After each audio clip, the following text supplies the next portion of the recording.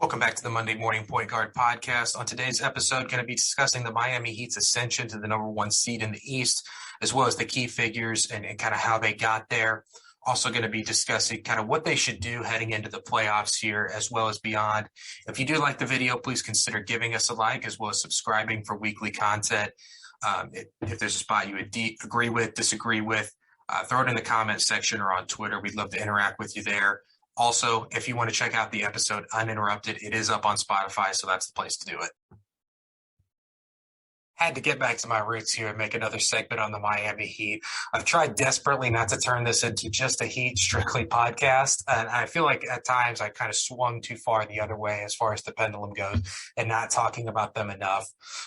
Last night's triple overtime letdown aside, I'm still recovering from that, but I think we can safely move Miami out of the dark horse contender category and straight into the legitimate contender category. A lot of the national media is not kind of giving us the credit that we're due. I think it's more to do with the players we have and the style we play. Teams like New York and particularly the Lakers are always going to be more interesting because they have the big stars. And Jimmy Butler, he doesn't have the flashy highlights the way, big thunderous LeBron dunk does. So it's only natural that they're going to talk about us less. Currently, we have a really slim lead in the East, and we might not be the runaway favorite to be the Eastern Conference representation in the finals. But I don't think anyone should look at you funny if you say, yeah, I'm picking the Heat to win the East, or even really the title for that matter. They're just a really solid team, really good team. Currently sitting atop the leaderboard in the East is just really impressive, but that doesn't really tell the whole story. The East is much improved this year, and as we mentioned in our preview, there were very few teams out East that just completely punted on this year. We really only have 3 teams this season that are totally out of things. In the past, a sub 500 record could get you into the playoffs. And last year, a team 6 games below 500 in a shortened season made the play-in game. This year, a 500 record may not even get you into the play-in. Compare that to things out west where the Blazers are currently in the 10th spot and they're 7 games below 500.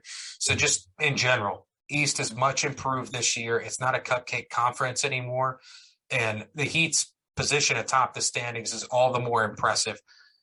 But again, this doesn't tell the full story.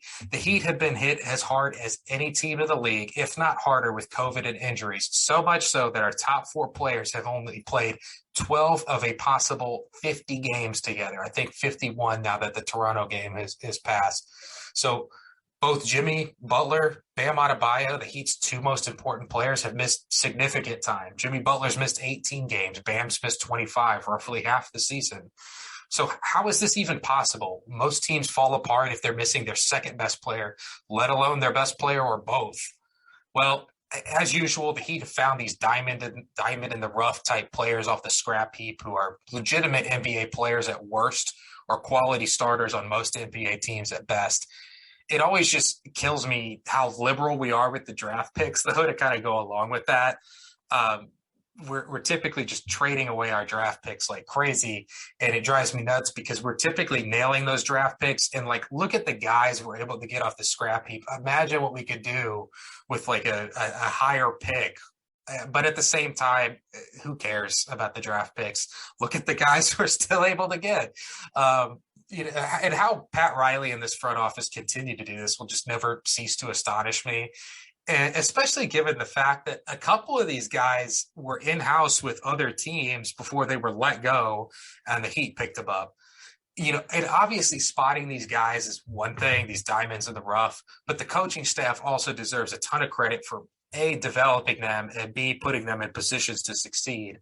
And I'm just going to kind of go down the line here of some of the players and kind of what they've done for the team this year. Kyle Lowry, shooting-wise, hasn't been his best season this year, but he's one of the last pass-first point guards we have in the league. Just a perfect floor general, always able to make the pass ahead on the break, to move the ball up court quickly, get guys in their best position to succeed. It also just takes a ton of pressure off of Jimmy Butler and Bam to play make, particularly Jimmy. It seems like when Lowry's out there, he's just focused on scoring, which is more what he's geared towards anyway. He's a great playmaker, but I think in a vacuum, we would rather him just be a scorer, a bucket getter. There's a reason we call him Jimmy G Buckets. Um, Duncan Robinson's been really hit and miss for him this year. It's been more streaky than we would have liked. But even with him missing shots, the gravity he has unlocks so much for our offense due to the threat of his shooting. He doesn't have the on-ball threat like Curry does, or even really the shooting threat to the degree that Curry does. But his gravity that he commands works very similarly to the Curry gravity. Also, the two-man game with he and Bam, just really special.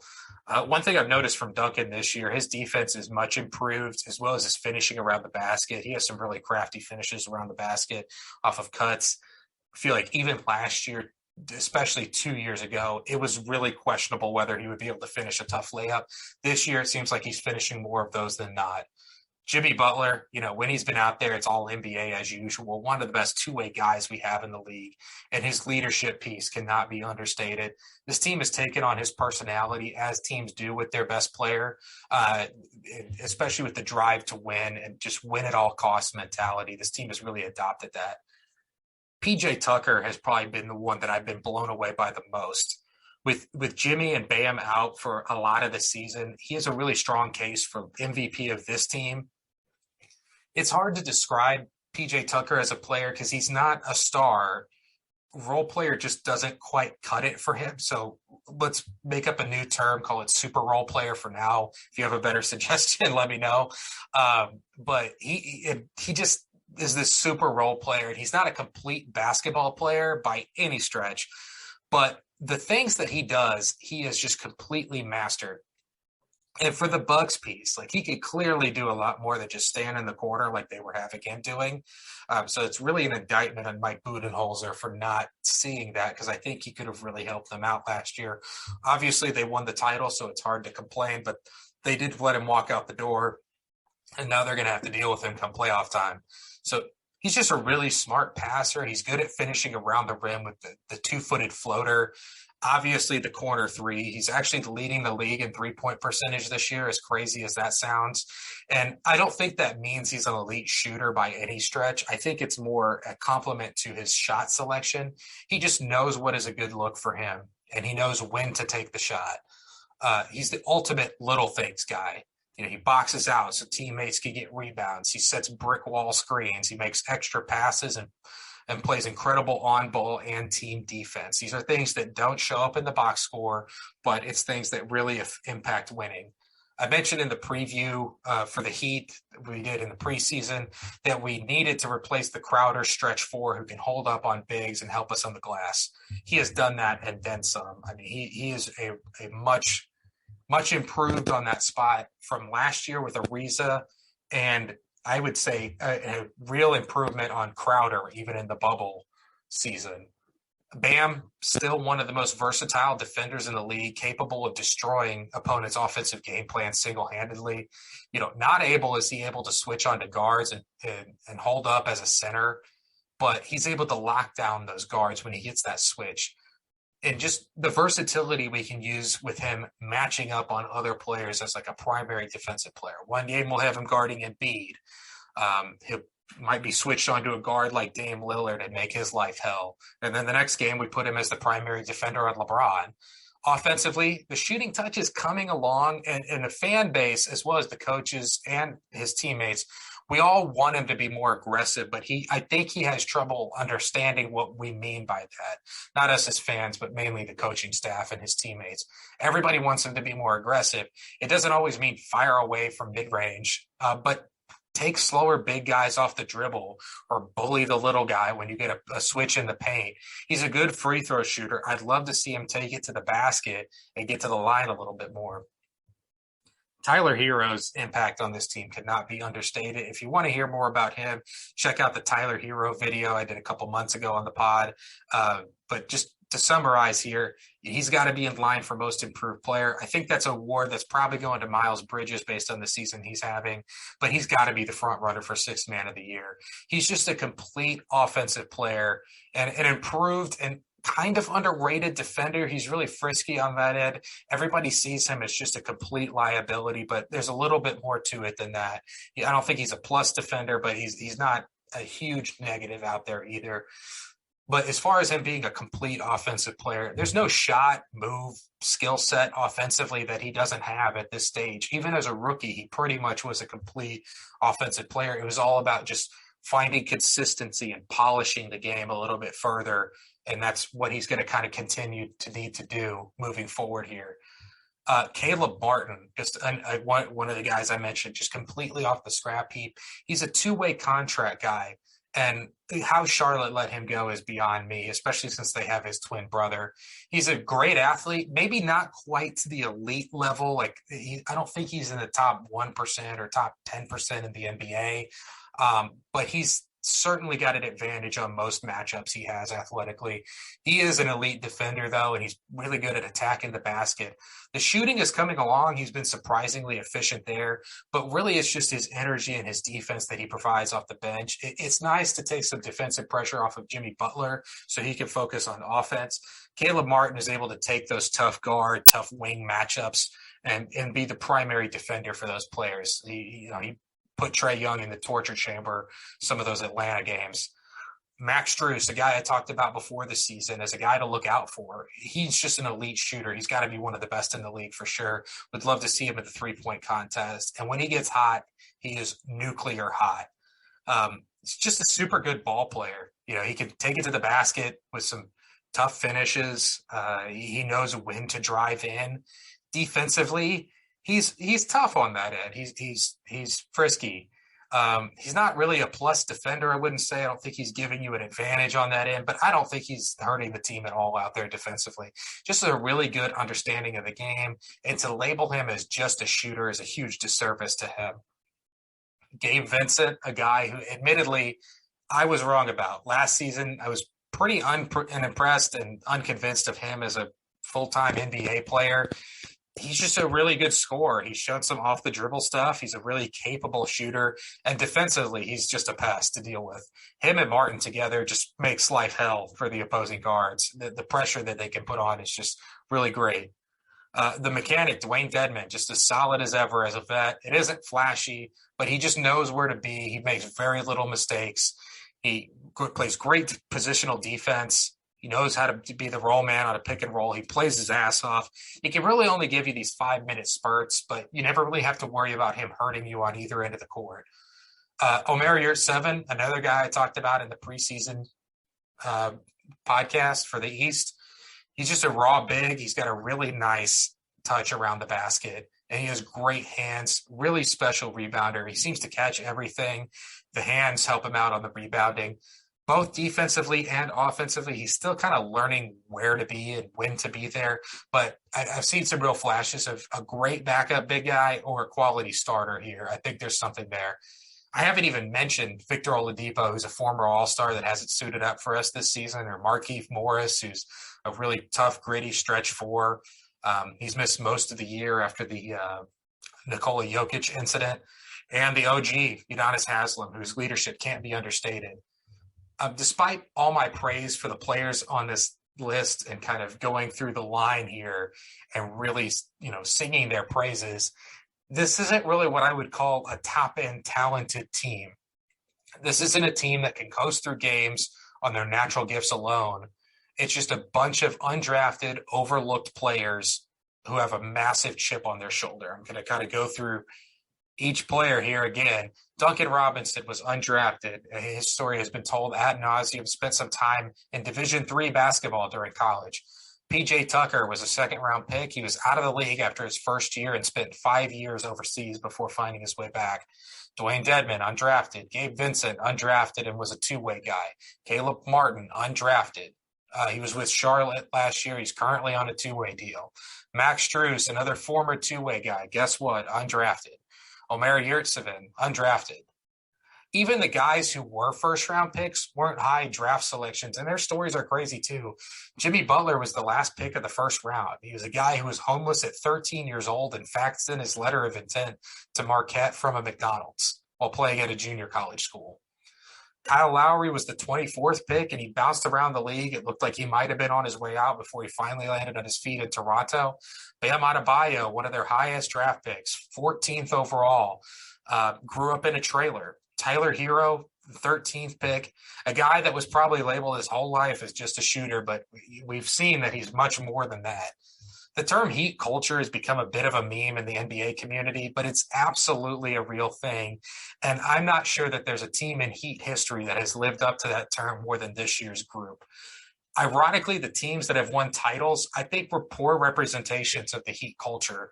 The hard work and the no nonsense that this culture is about. The '06 team was headlined by Mr. Wade County himself, Dwayne Wade. And I'm sure, they had Zoe, sure. He's the embodiment of Heat culture, but Wade was still really young after that '06 run. And Alonzo Mourning was nothing more than a role player at that stage in his career. You had Goofy Shaq, who was never accused of working too hard in his career. Antoine Walker, a player that was considered selfish, I think, kind of leading into that. Jason Williams, a flashy point guard whose mixtapes were more impressive than his actual game. The bench was rounded out with Heat guys, but still, like having a starting lineup with Shaq, Antoine Walker, Jason Williams, those just aren't quote unquote Heat guys in more traditional settings.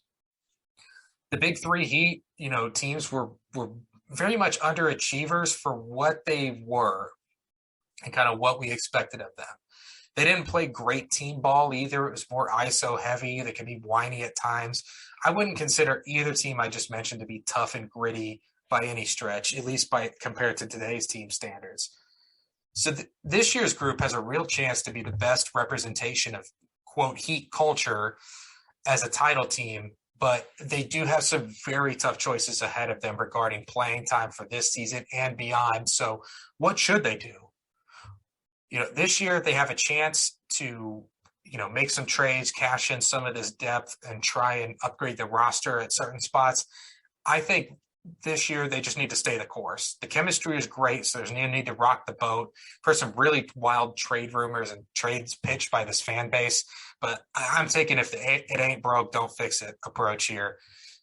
We really have to see what this group can do. As I mentioned, only 12 games between our top four players, and with a former All-Star in Oladipo hopefully returning in February, I don't think we need to shake things up too much. Let's work Oladipo back in and just see what we have here with this roster as a whole.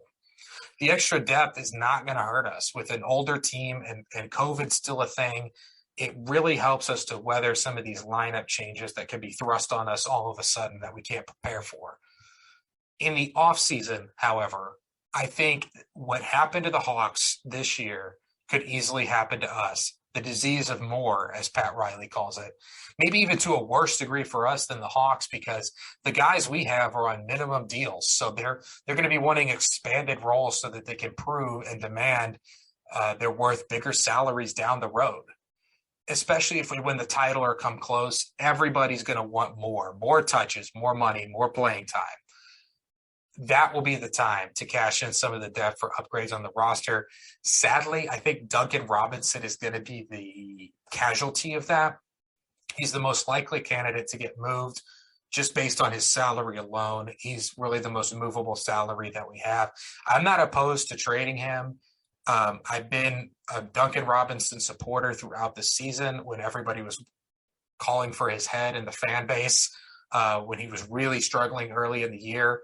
But that was mainly just because he wasn't playing well. I didn't want to sell on him low, but just given the fact that his salary is the most movable, I wouldn't get too attached to him being there. Riley has shown he's not a guy that's content to just run it back. Look at the difference between the 05 team that if Wade and Shaq don't get hurt that year, that's likely a finals team with Damon Jones and Keon Dooling and Eddie Jones, that group.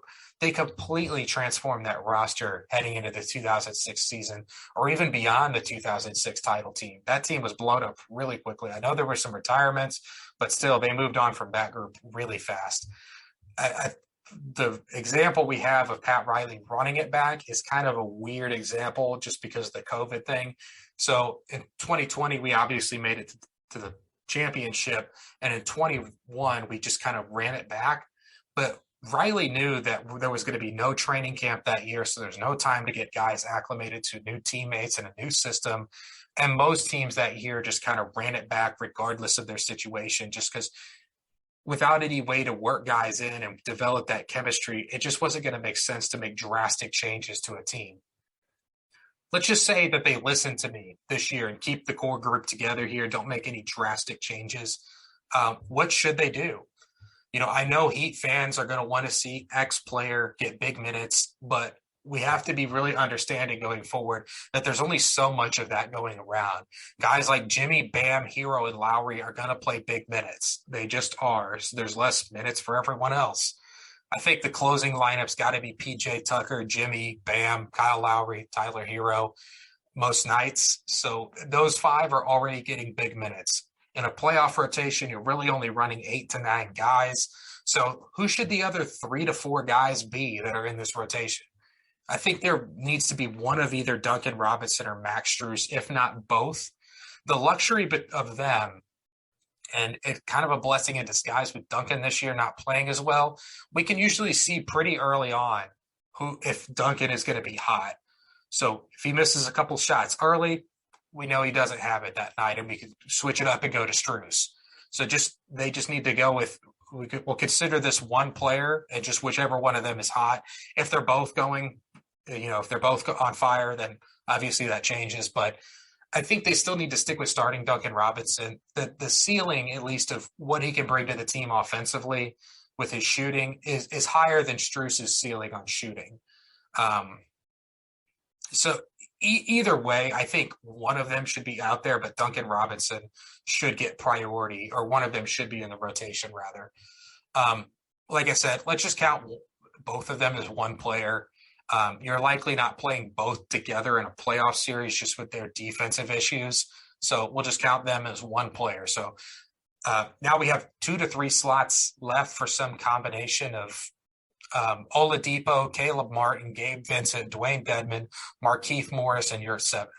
I'm just going to go ahead and remove Morris right away. He's just not as good as any of the other players I just mentioned. Doesn't mean he's bad. He's just not as good and as impactful as we've seen those other guys be. Most of the times you're going to run a backup big man. So let's shelve the Yurt 7 versus Dedmon thing for later. I have a lot to say about that. I think you're probably going to want to go with Oladipo and use Martin sparingly at all, if at all, in the playoffs. Martin and Vincent's best selling points are their pesky defense. And depending on what version of Oladipo we get back, this is obviously subject to change, but if it's something resembling the pre-injury version in Indianapolis, even if it's not quite there, he's a monster on defense. Probably better than Gabe Vincent and probably better than Caleb Martin on that end. And the ceiling for what he can be offensively is much greater than those two. Now, where Martin and Vincent could slip into the rotation is if Oladipo is just a shell of himself, obviously, or if we're playing a team that has really great shooters on it that need to be chased around. I'm thinking of Joe Harris, if he ever comes back from injury and gets it back together. A guy like that, you could throw Gabe Vincent on, Caleb Martin, and they could just chase those shooters to save Oladipo, Jimmy Butler, those guys for offense. Also, teams like Chicago and Brooklyn, they don't really have a center that can kill you inside. Obviously, the Bulls have Vucevic. You can do that. But he's the only big on that roster that you're really at all, or just that you're really afraid of. Tony Bradley isn't going to hurt you out there, and he doesn't really play that much. It seems like Vucevic is kind of their only center, and then they're just using wings to kind of cobble together the rebounding piece of it. So for those series, you could just play PJ at the 5 when Vooch isn't in the game for the Bulls series, and Bam when he is. And then Brooklyn just doesn't have a center that can hurt you, so you can live with PJ Tucker at the 5. I would rather have Caleb Martin or Gabe Vincent out there for a series like that than some slow lumbering big who's just going to get picked on the defensive end. So that would be a space that you could insert Caleb Martin, Gabe Vincent into a playoff series rotation. So as I mentioned, the reason I saved the backup big piece for last is there's a very devoted Omer Yurt 7 contingent in the fan base, and I wanted to take my time making my points for this. Some have suggested that Yurtseven should start alongside Bam, but that's a really bad idea, and I'm going to kind of lay out the reasons why. First and most obviously is the spacing. It's the name of the game in today's league, and neither Bam nor Yurt are good enough shooters to make that work. So there's two teams that I'm really thinking of that run two big lineups that are near the top of their conferences, or have, in the case of Milwaukee, they're not near the top, but they won the title last year running a two big lineup. But there's some key differences here. With the Bucks, Brook Lopez might be their best pure knockdown shooter on the team, or at least he has a case for it. So he's one of the bigs, and he shoots the three like crazy. The Grizzlies are the same case. They've got Steven Adams and Jaren Jackson Jr., who's a really effective three-point shooter. So in both cases, when you're running a two-big lineup, one of them is a shooter. Also, neither of those teams have a non-shooter to the degree of Jimmy Butler. So if the Heat wanted to do this, they'd basically be running a three-man lineup, or a five-man lineup with three non-shooters. It's just that just wouldn't work.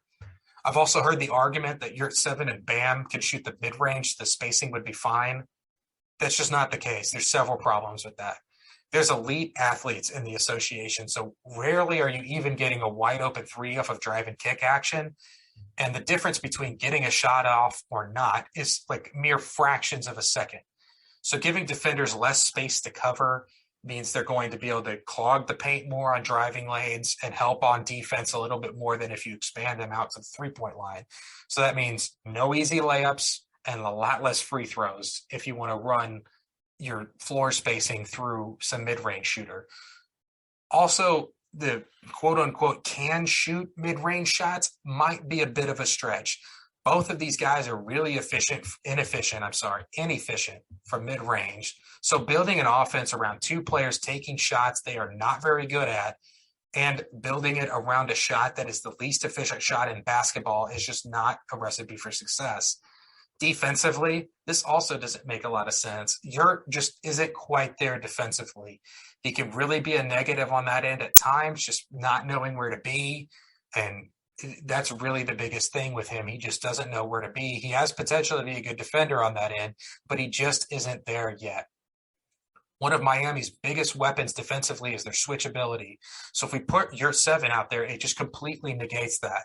He's going to be the guy getting picked on in pick and rolls. And that would just be the end of it. They would never pull Bam out and do a pick and roll. And that's what makes Bam so special defensively. He could still be the anchor even with Yurtseven out there, but teams would just be running Yurt, like I mentioned, in the pick and rolls instead of Bam. Bam's ability to guard 1 through 5 and lock down the opposing team's guards would just be totally taken away with them playing side by side with Yurtseven. It would turn into Bam being nothing more than a help side defender, and that just limits what he can do so much. So now that I've kind of moved us away from going back to the 1990s and running this two big lineup, let's go to Yurtseven versus Dwayne Dedmon, who should be playing. Well, long term, it's obviously clear that Yurtseven is the guy moving forward. But this season, it looks like the coaching staff is going with Dedmon, and I think that's the right choice. Well, the promise of Yurtseven is really enticing. This is a team that can win the title this year.